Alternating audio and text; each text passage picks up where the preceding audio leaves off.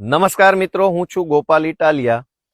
આવતીકાલે આખા ગુજરાતમાં ગ્રામ સભાઓ પાછી આયોજિત થવાની છે. આવતીકાલે એટલે કે તારીખ 24 ડિસેમ્બર 2025 ના રોજ આ વર્ષની છેલ્લી ગ્રામ સભા ગુજરાતના તમામ ગામડાઓમાં થવાની છે, જેની હું તમને માહિતી આપવા આવ્યો છું. અને આ માહિતી આપતા આપતા આપણે આગળની વાત કરીએ કે આપણા ગામને અને આપણી ગ્રામ્ય સંસ્કૃતિને બચાવવી હશે તો આપણે બધાએ જાગૃત થવું પડશે. આ જુઓ, આ લીલાછમ ખેતરો, આ પહાડ ત્યાં દૂર દેખાય ગિરનાર પહાડ છે. હું વિસાવદર વિધાનસભાના એક ગામમાં છું, ગામનું નામ બોલતો નથી. આ લીલોતરી છે, અહીંયા તુવેર છે, અહીંયા આ ડુંગળી છે, આ ડુંગળીનું ખેતર છે.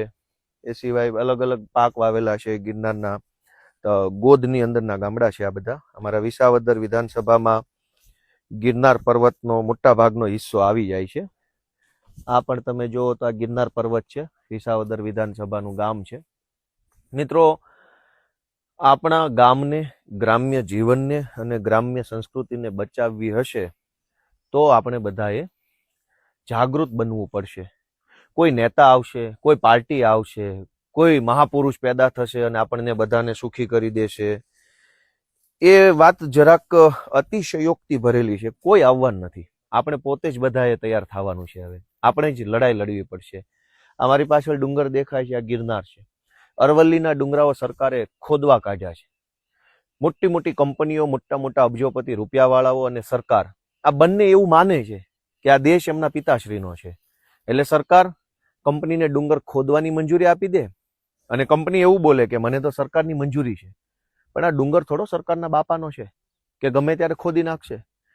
આવા અરવલ્લીનો પહાડ હોય, આ ગિરનારનો પહાડ હોય કે આવા જે કાંઈ ડુંગરાઓ, નદીઓ, જંગલ જે છે એનું રક્ષણ તો સદીઓથી માણસે કર્યું છે. દેશમાં કે દુનિયામાં જ્યારે સરકાર નામનું તત્વ જ નહોતું તે દિવસે આ ડુંગરનું રક્ષણ કોણે કર્યું? આ ડુંગર કોણે બચાવ્યો? આ ડુંગરને કોણે સાચવી રાખ્યો? માણસે, સમાજે, લોકોએ. આજ સરકારને એવું કેમ લાગે છે કે આ ડુંગર એમના પિતાશ્રીનો છે કે સરકાર મંજૂરી આપશે એટલે કંપની આવીને ખોદી નાખશે? તો મુદ્દો ડુંગરનો નથી, મુદ્દો આપણી જમીનનો છે. આ જમીનની અંદર આ સરસ મજાની ડુંગળી છે, કેટલી મોટી વિશાળ ડુંગળી છે. આ ધરતી માતા સરસ મજાનું ધાન પકવે છે. આ લીલાછમ ખેતરો, આ ડુંગરા, આ ઝાડવા, આ નદીઓ, આ ઝરણા, આ આબોહવા, એનો માલિક કોણ? સરકાર કે માણસ? સરકાર તો નહીં જ. કંઈક અંશે માણસ ખરો, પણ માણસ પણ નહીં. આનો માલિક ઈશ્વર છે. એટલે ઈશ્વરે બનાવેલી દુનિયાને, એની સુંદરતાને સાચવી રાખવી હોય તો આપણા બધાની હૈયારી જવાબદારી છે. એની જવાબદારી નિભાવવાનો સમય એટલે ગ્રામ સભા. આવતીકાલે 24 તારીખે આખા ગુજરાતમાં ગ્રામ સભાઓ છે. અનેક ગામના ગ્રામ સભાઓની માહિતી પણ ગામના લોકોને આપવામાં નથી આવતી. ક્યાંક ગામના રાજકીય આગેવાનો, ચૂંટાયેલા વ્યક્તિઓ, ક્યાંક ગામના સરકારી અધિકારીઓ, આ બધા લોકોને અંધારામાં રાખીને અલગ મલકના નિર્ણયો લખી નાખે છે. પણ ગામના લોકોને એવું કેમ નથી લાગતું, અને ખાસ કરીને યુવાનોને એવું કેમ નથી લાગતું કે એમણે ગ્રામ સભામાં જવું જોઈએ, ગ્રામ સભામાં હાજરી આપવી જોઈએ અને જે કાંઈ ગામના પ્રશ્નો છે, ગામના પાણીના, સિંચાઈના, વીજળીના, પંચાયત ભવનના, ગામના આંગણવાડીના, ગામના રોડ, કોઈ બી પ્રશ્ન હોય, એક વખત પ્રશ્ન રજૂ કરવો એ તો અધિકાર છે બધાનો. એટલે આજે આ વિડીયોના માધ્યમથી હું ગુજરાતના ગામડામાં રહેતા યુવા મિત્રોને બે હાથ જોડીને વિનંતી કરું છું કે કોઈ આવશે અને આપણને બધાને બચાવશે અને સુખી કરી નાખશે, એ તો કાલ્પનિક વાર્તા છે. એવું કંઈ થવાનું નથી.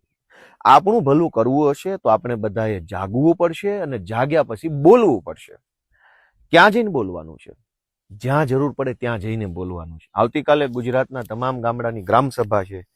હું દરેક ગામના યુવાનોને વિનંતી કરું છું કે બોલો, અવાજ ઉઠાવો. નથી બોલ્યા એનું પરિણામ તો ભોગવી જ રહ્યા છીએ. બોલીને જોઈ લઈએ એક વખત કે બોલ્યા પછી પરિણામ શું આવે છે.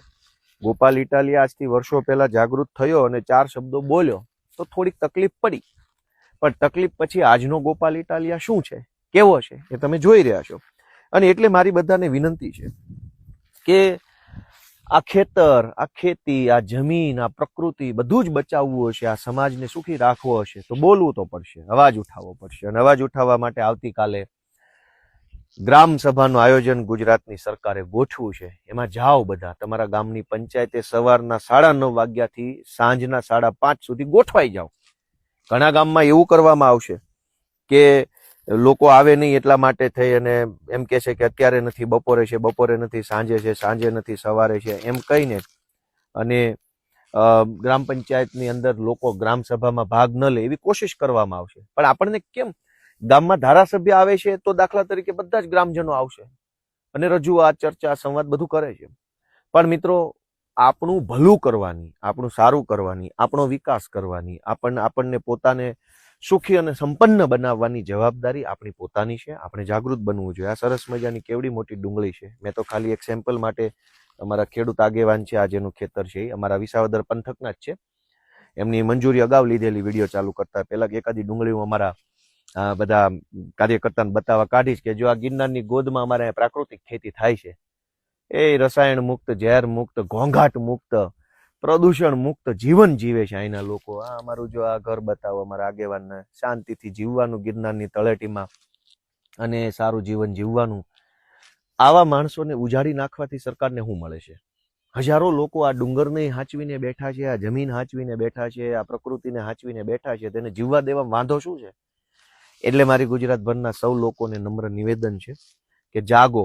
આવતીકાલે 24 તારીખે ડિસેમ્બર મહિનો 2025 સવારે 9:30 થી લઈ સાંજ સુધી તમારા ગામની ગ્રામ પંચાયતની ગ્રામ સભામાં હાજરી આપો. સ્ત્રીઓ, પુરુષો, બાળકો, મજૂરો, માલિકો બધા જ જવું જોઈએ ગામની પંચાયતમાં. અવાજ ઉઠાવો, બોલો. તમે નહીં બોલો તો ગામની અંદર જ રહેલા 5-4 ભાજપના માણસો, 4-5 એવા જે કાંઈ હશે વ્યક્તિઓ, એ આખું ગામ લૂંટી લેશે. અને નહીં બોલવાનો ફાયદો શું થયો? જ્યારે ગામ લૂંટાઈ જાય તો ગામને લૂંટાવા ન દેવું હોય તો 4 જુવાનિયા તૈયાર થાવ, છાતી કાઢો, અવાજ ઉઠાવો અને બોલવાની શરૂઆત કરો. તમે બોલશો તો બહુ તો શું થઈ જશે? આપણને એ ડર બતાવવામાં આવે છે કે તમે બોલશો તો આમ થઈ જશે ને તેમ થઈ જશે. તો શું થઈ જશે? આપણે એ પણ જોઈ લેવું જોઈએ કે શું થઈ જશે. જો આ પણ ગિરનારની રેન્જ છે, આ ચારો તરફ ગીરના ડુંગરાઓ છે ગિરનારના, અને નહીં બોલો તો શું ફરક પડવાનો છે? પણ બોલશો તો મોટો ફરક પડવાનો છે. એટલે બધાને મારી નમ્ર વિનંતી છે કે આપ સૌ જરાક જાગૃત બની અને આવતીકાલે યોજાનારી જે ગ્રામ સભા છે એમાં હાજરી આપશો. સૌને મારા જય કિસાન.